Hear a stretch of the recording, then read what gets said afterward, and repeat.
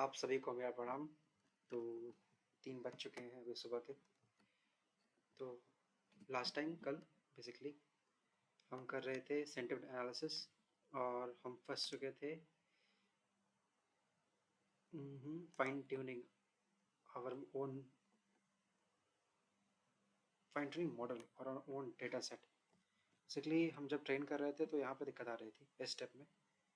तो इस प्रॉब्लम को फिक्स कर लिया गया है और फाइनली हमने ट्रेन कर दिया। ट्रेन करने के बाद हमने रिजल्ट को बिल्कुल नहीं देखा क्योंकि सिर्फ 1000 रोज़ को इंक्लूड किया था और उसमें रिजल्ट देखने का कोई मतलब नहीं है कि ये सारे मॉडल्स काफ़ी ज़्यादा डेटा सेट चाहिए होता है इन्हें। उसके बाद मैंने डेकोरेट कर दिया काइंड ऑफ अपने सारे प्रोजेक्ट को, मतलब सेंटिमेंट एनालिसिस को। मैं एक बार बस गो थ्रू करना चाहता हूँ, इतनी मेहनत से बनाया है इसलिए। तो सेंटिमेंट एनालिसिस से स्टार्ट करते हैं, बहुत ही क्विक डिस्कशन करेंगे। सेंटिमेंट एनालिसिस हो गया। फिर हमने क्या अप्लाई किया, हमने सबसे पहले अप्लाई किया था वैडर। और ये होता है बेसिकली लेक्सिकॉन या रूल बेस्ड। तो बेसिकली पहले से प्री डिफाइन कर लेते हैं कि हैप्पी को हम स्कोर देंगे +2, सैड को -2, ओके को इतना देंगे। तो मॉडल ट्रेनिंग नहीं करते हैं हम यहाँ पे, पहले से डिफाइंड रहता है। और हमने 2 यूज़ किया था, वैडर, उसके बाद टेक्स्ट ब्लॉक। तो वैडर यही स्कोर देता है -1 से 1 के बीच में, फिर हम कंपाउंड कर देते हैं उसको। लेकिन टेक्स्ट ब्लॉक में क्या होता है, पोलैरिटी आती है सेम -1 से 1 और एक सब्जेक्टिविटी देता है। तो सब्जेक्टिविटी क्या होती है, बेसिकली बताता है कि वो एज अ फैक्ट है कि पर्सनल ओपिनियन है। जैसे मैं बोल दिया, जैसे आई लव एप्पल फ़ोन्स, तो ये मैं पर्सनल ओपिनियन हो गया। लेकिन बोला गया कि Narendra Modi is the prime minister of India, तो ये फैक्चुअल हो गया। तो ये डिफरेंस था सिंपली यार। ये कोड था, एनएलटी की यूज़ किया था, वेटर लगा दिया था। सिर्फ ये एक एग्जाम्पल हो गया, तुम बताया फैक्ट का और पर्सनल ओपिनियन का। ठीक है, अब टेक्स्ट बॉक्स भी रन कर लिया। फिर हमने क्लासिकल एमएल ट्राई किया था। तो यहाँ पे टीएफ आइडिया फॉर लॉजिकेशन डाला था। और ट्रेनिंग डेटा सेट के लिए हमारे पास कस्टमर यूज़ पहले से थे, और वाई लेवल के लिए ये सेंटीमेंट टेक्स्ट ब्लॉक का यूज़ कर लिया था। फिर ट्रेन टेस्ट मार दिया था। सारी आउटपुट चलेगा क्या? ठीक है। फिर यहाँ डिस्कस किया कि डिफरेंस क्या होता है। अच्छा, आउटपुट चला गया, फिर से रन करके देखना पड़ेगा। लेकिन तो बेसिकली डिफरेंस बताया गया था मैक्रो और वेटेड में क्या होता है। मैक्रो में हम सिंपली एवरेज ले लेते हैं, वेटेड में हम नंबर ऑफ सैम्पल्स भी देखते हैं। सी यहाँ पे सी सपोर्ट है, बेसिकली नंबर ऑफ सैम्पल्स होता है, इनका भी ध्यान रखते हैं।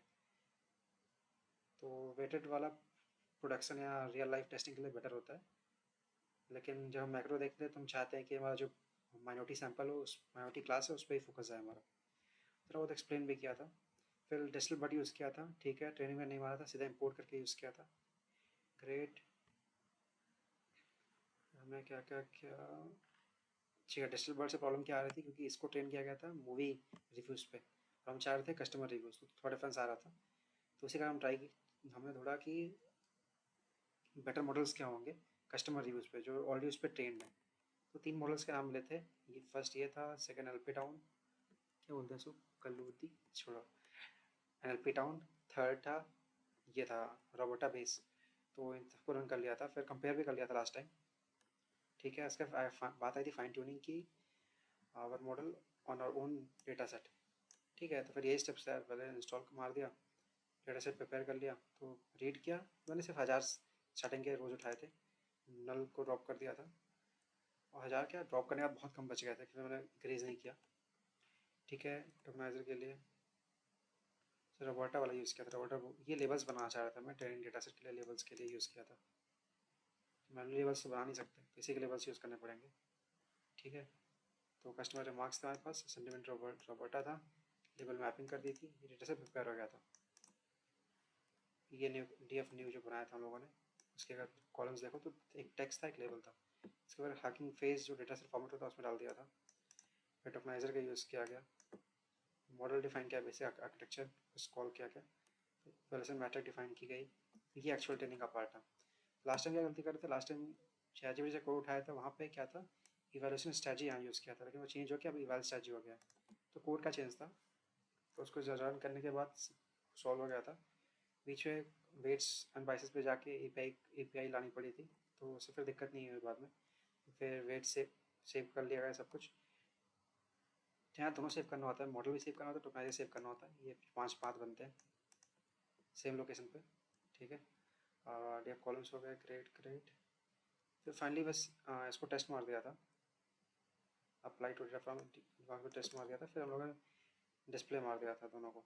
इसमें रिमार्क पड़ा है, रोबोटा इनिशियल था, और ये दोनों ये बस शो करने के लिए काम चल रहा है, सब कोई दिक्कत नहीं। ठीक है, जल्दी जल्दी आगे चलते हैं जल्दी। अच्छा ठीक है, फिर वर्ड क्लाउड बनाया। ये वर्ड क्लाउड था, ये 1000 रोज़ उठाए थे, उनमें जितने का हो पाया था उनका ये सारे रिव्यूज़ से था।